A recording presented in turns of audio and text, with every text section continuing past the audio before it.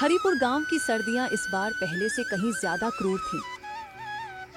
पहाड़ों से आने वाली हवा अब सिर्फ ठंडी नहीं, बल्कि हड्डियां चीरने वाली थी। जहां रहता था रामदास, रामदास की छोटी सी मिट्टी की झोपड़ी थी। रामदास की पत्नी सरला पिछले 2 साल से खांसी की बीमारी से जूझ रही थी। उसके 2 बच्चे थे, गोपाल जो 10 साल का था, जो स्कूल जाता था, रानी जो 8 साल की थी। रामदास का काम था मटन बिरयानी बेचना, लेकिन इस साल ठंड ने सब कुछ बदल दिया था। लोग घर से निकलते ही नहीं थे। रामदास की ठेली पर अब पहले जैसी भीड़ भी नहीं होती थी। तभी दूर से कदमों की आवाज आई। गांव का सरपंच हरि सिंह अपनी मोटी कंबल जैकेट पहने उसके पास आया। पीछे उसके 2 चचेरे भाई थे, दोनों मोटे तगड़े, हमेशा सरपंच के साथ रहते जैसे बॉडीगार्ड। सरपंच ठेली के पास आकर बोला, अरे रामदास, आज भी इस ठंड में खड़े हो भाई? देखो न, पूरा गांव घरों में दुबका हुआ है और तुम यहाँ धुआं उगल रहे हो। बिरयानी बनी है क्या? अगर बनी है तो मुझे 1 प्लेट दे दो, लेकिन पहले सच सच बताना कि इस बार कितना मटन डाला है। सुना है तुम अब बहुत छोटे छोटे टुकड़े डालते हो, क्योंकि दाम आसमान छू रहे हैं। पहले तुम्हारी बिरयानी में मटन के बड़े बड़े पीस होते थे। लोग कहते थे रामदास की बिरयानी खाकर सर्दी जुकाम भाग जाता है, पेट भर जाता है। अब तो बस नाम की बिरयानी रह गई है। गरीब आदमी गरीब ही रहेगा। ये बात तो सही है न रामदास? या फिर तुम सोचते हो कि मेहनत से सब कुछ बदल जाएगा? रामदास ने सिर झुकाकर मुस्कुराया, लेकिन उसकी आंखों में एक गहरा दर्द था। उसने धीरे से प्लेट में बिरयानी डाली और आगे बढ़ाते हुए बोला, सरपंच जी, आप आए, ये तो मेरे लिए बहुत बड़ी बात है। हाँ जी, मटन कम है इस बार, क्योंकि बाजार में भाव 10-10 रुपए किलो बढ़ गया। लेकिन जो डाला है वो पूरा देशी मटन है, गांव के बाहर रहीम मटन वाले से लिया, और इसका स्वाद वही है जो सालों से गांव वाले कहते आए हैं। इस बार मैंने अपनी छोटी सी बाड़ी में उगाए ताजा पुदीना, धनिया और हरा लहसुन डाला है, ताकि मसाले का खर्चा बचे और खुशबू ज्यादा आए। आप खाकर बताइए कैसी लगी। ठंड में ये बिरयानी सिर्फ पेट नहीं भरती, दिल को भी गर्म करती है। और हाँ, अगर आपको लगे कि पहले जैसा दम नहीं, तो मैं अगली बार और मेहनत करूंगा। लेकिन मैं हार नहीं मानूंगा सरपंच जी, क्योंकि मेरे बच्चे इसी बिरयानी से पढ़ते हैं। सरला की दवा इसी से आती है। सरपंच ने प्लेट ली, एक बड़ा कौर मुंह में डाला और चबाते हुए धीरे से बोला, स्वाद तो ठीक ठाक है, लेकिन पहले जैसा मजा नहीं आ रहा। पहले जब तुम्हारी बिरयानी खाते थे तो लगता था जैसे पूरा शरीर में आग लग गई हो, ठंड कहीं गायब हो जाती थी। अब तो बस गुनगुनी लग रही है। सुनो रामदास, मैं तुम्हें एक सीधी बात बताता हूँ। गांव में अब नया बाजार बन रहा है। मैंने अपनी जमीन पर 5 बड़ी बड़ी दुकानें बनवाई हैं। वहाँ शहर से व्यापारी आएंगे, अमीर लोग और टूरिस्ट आएंगे। अगर तुम चाहो तो मैं तुम्हें वहाँ एक छोटी सी जगह दे सकता हूँ, अच्छी जगह जहाँ लोग आएंगे, बिरयानी बिकेगी, कमाई होगी। लेकिन एक शर्त है, तुम मेरे खेतों में सुबह शाम काम करोगे, हल चलाओगे, गेहूं बोओगे, कटाई करोगे, और बिरयानी भी मेरे नाम से बिकेगी, मेरी दुकानों में। सोच लो भाई, क्योंकि इस ठंड में अगर तुम्हारी कमाई और घटी तो गोपाल स्कूल कैसे जाएगा? सरला की दवा कहाँ से आएगी? रानी को नए कपड़े कब दोगे? गरीबी में इज्जत रखना आसान नहीं होता। मैं कल फिर आऊंगा, तब तक फैसला कर लो। और कुछ देर सोचने के बाद उसने हरि सिंह से कहा, सरपंच जी, आपकी बात में बहुत दम है। मैं गरीब हूँ, ये मैं खुद मानता हूँ। मेरे पास न जमीन है, न बड़ा मकान, न बैंक में पैसा, लेकिन ये ठेली मेरी जान है। मैंने इसे अपने हाथों से बनाया है और इस पर मैंने 20 साल से मेहनत की है। हर शाम मैं यहाँ खड़ा होता हूँ, और अगर मैं आपके खेत में काम करने लगा तो सुबह से शाम तक हल चलाऊंगा, बिरयानी कब बनाऊंगा, और अगर आपके नाम से बेचूंगा तो लोग कहेंगे ये तो सरपंच की बिरयानी है, रामदास का क्या लेना देना। मेरी मेहनत का नाम मिट जाएगा। आप मदद करना चाहें तो बिना किसी शर्त के करो। सरपंच ने हंसते हुए कहा, अरे रामदास, तुम भी न हमेशा इज्जत इज्जत की बात करते रहते हो। इज्जत से पेट नहीं भरता, बच्चे नहीं पढ़ते। देखो, मैं कल फिर आऊंगा। अगर नहीं माने तो मैं गांव में यह बात फैला दूंगा कि तुम्हारी बिरयानी अब घटिया हो गई है। मटन कम डालते हो, स्वाद खराब हो गया है। फिर देखना कितने लोग आते हैं तुम्हारे पास। ठंड में लोग जल्दी भूल जाते हैं पुरानी बातें। सोच लो भाई, गरीबी में जिद रखना बहुत महंगा पड़ता है। सरपंच और उसके साथी चले गए। रामदास अकेला खड़ा रहा। ठंड अब हड्डियों तक उतर आई थी। उस शाम सिर्फ 4 प्लेट बिकी। घर लौटते वक्त उसके पैर सुन्न थे, हाथ कांप रहे थे।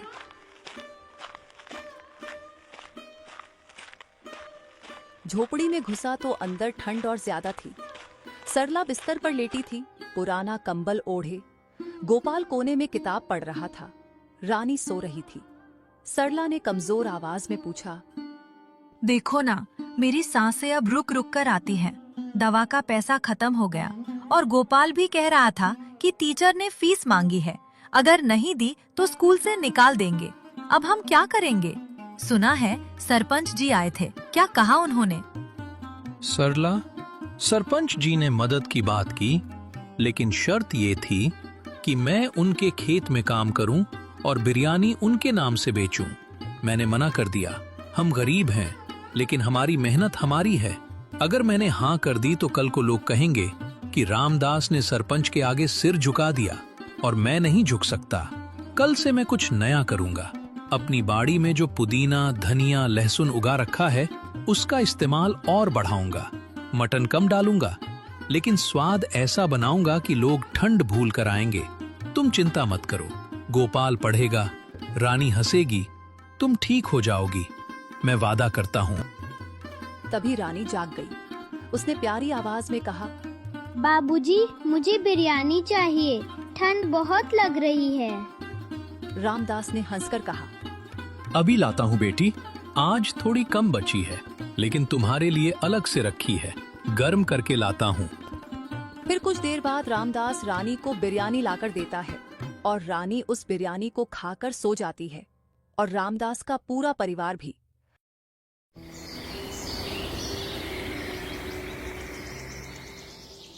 अगली सुबह होते ही वह बाजार से मटन लाया और बिरयानी बनाई।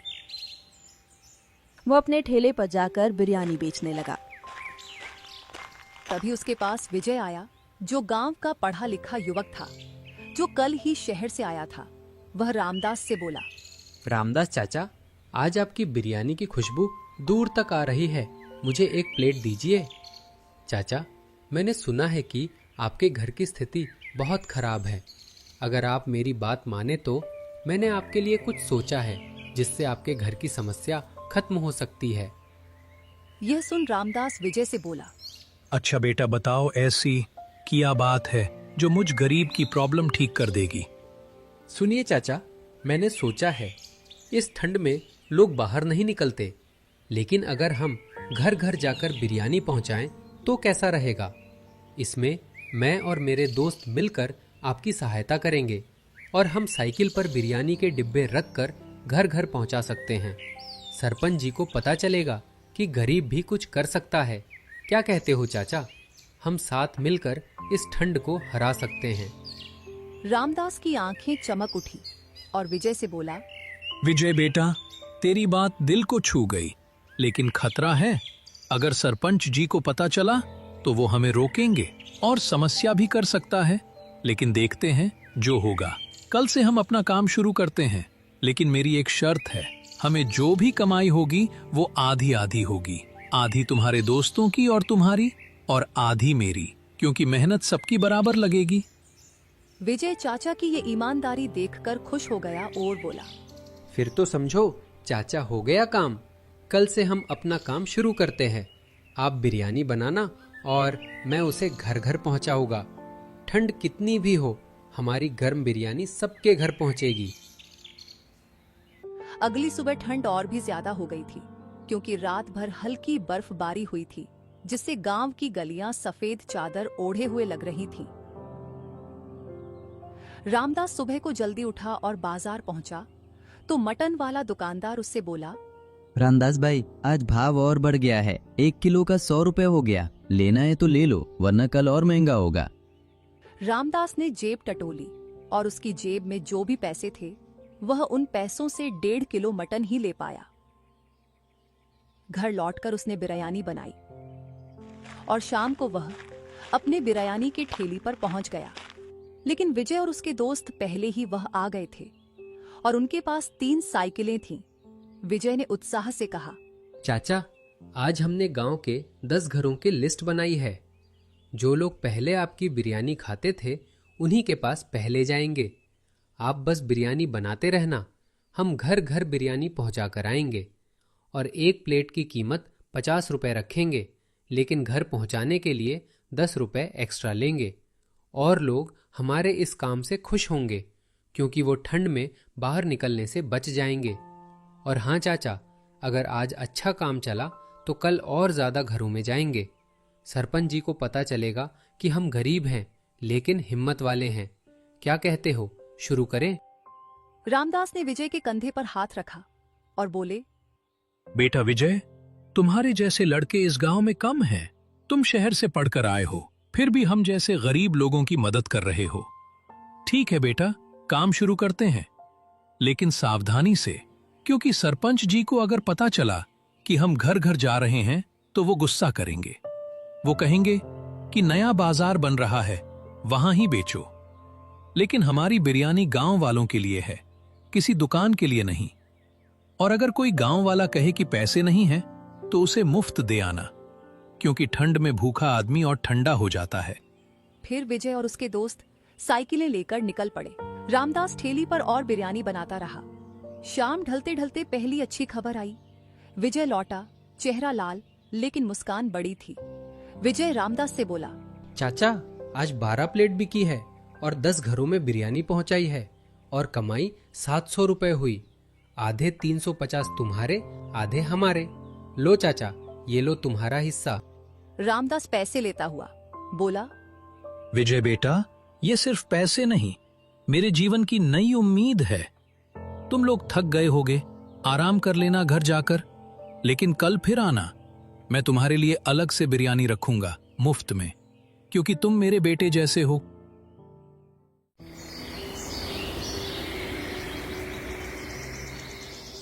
अगले 2 दिन इसी तरह चले। घर घर बिरयानी पहुंच रही थी। गांव वाले खुश थे। रोज 800 से 1000 तक कमाई हो जाता थी। लेकिन सरपंच हरिसिंह को ये सब पसंद नहीं आया। एक शाम सरपंच खुद ठेली पर आया, लेकिन इस बार वह गुस्से में था और उसके पीछे 4-5 लोग भी थे।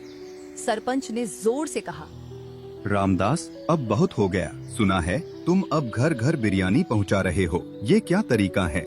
गांव में नया बाजार बन रहा है, मैंने नई दुकानें बनवाई हैं, वहाँ लोग आएंगे, व्यापार बढ़ेगा। लेकिन तुम घर घर जाकर बिरयानी बेच रहे हो, तो लोग बाजार क्यों आएंगे? ये गलत बात है। मैं तुम्हें चेतावनी देता हूँ, ये काम बंद करो। अगर नहीं माने तो मैं पंचायत बुलाऊंगा। कह दूंगा कि तुम बिना इजाजत के घर घर जाकर बिरयानी बेच रहे हो और गांव की शांति भंग कर रहे हो। और हाँ, अगर तुम्हारी बिरयानी से लोग बीमार पड़ गए तो जिम्मेदार तुम होगे, सोच लेना। रामदास ने सरपंच की आंखों में देखकर बोला, सरपंच जी, आप गांव के मुखिया हैं, आपकी बात माननी चाहिए, लेकिन मैं क्या करूं? लोग मुझसे खुद बिरयानी मांग रहे हैं, क्योंकि ठंड में बाहर निकलना उनके लिए मुश्किल है, इसलिए हम घर घर बिरयानी पहुंचा रहे हैं। अगर ये गलत है तो बताइए, मैं बंद कर दूंगा। लेकिन एक बात कहूं, मेरी बिरयानी से किसी को नुकसान नहीं हुआ और ना ही होगा। अगर आप पंचायत बुलाएंगे तो गांव वाले खुद फैसला करेंगे कि मुझे बिरयानी बेचनी चाहिए या नहीं। जैसा वो कह देंगे वैसा मैं मान लूंगा। सरपंच गुस्से से लाल हो गया और बोला, ठीक है रामदास, तुम अपनी जिद पर अड़े रहो, देखते हैं कल क्या होता है। मैं बाजार में मटन का दाम और बढ़वा दूंगा, देखना तुम कितना मटन खरीद पाते हो। और गांव में अफवाह फैला दूंगा कि रामदास की बिरयानी अब जहरीली हो गई है, क्योंकि वह सस्ता मटन इस्तेमाल करता है। फिर देखना कितने लोग बिरयानी मंगवाते हैं। सरपंच वहां से चला गया। रामदास का मन भारी हो गया। तभी विजय वहां आया और बोला, चाचा, हमने सुना है सरपंच जी आए थे और आपको धमकी देकर गए हैं। आप डरिए मत, हम गांव के और युवकों को इकट्ठा करेंगे। कल शाम पंचायत की बैठक करेंगे, सबको बताएंगे कि आपकी बिरयानी कितनी अच्छी है।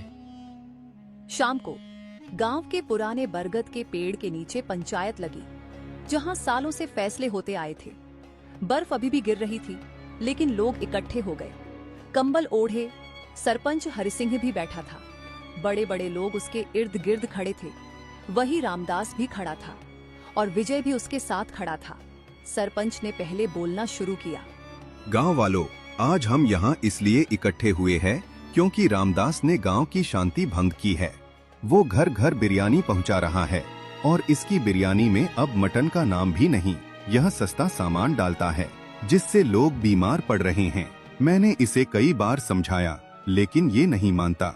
अब मैं आप लोगों से फैसला चाहता हूँ, रामदास को ठेली बंद करनी चाहिए या फिर मेरे बाजार में मेरे नाम से बिरयानी बेचनी चाहिए। गांव वाले चुप रहे। तभी एक बूढ़ी औरत बोली, हरि सिंह, तू मुखिया है लेकिन दिल का मुखिया नहीं, क्योंकि तूने कभी गरीबों की मदद नहीं की। हमेशा ही तूने गरीबों के साथ बुरा व्यवहार किया है, जबकि ये रामदास दिल का इतना साफ और ईमानदार व्यक्ति है, जिसने हमेशा हम गरीब लोगों की मदद की। इसलिए हम चाहते हैं कि गांव वाले रामदास का साथ दे, ना कि तेरा।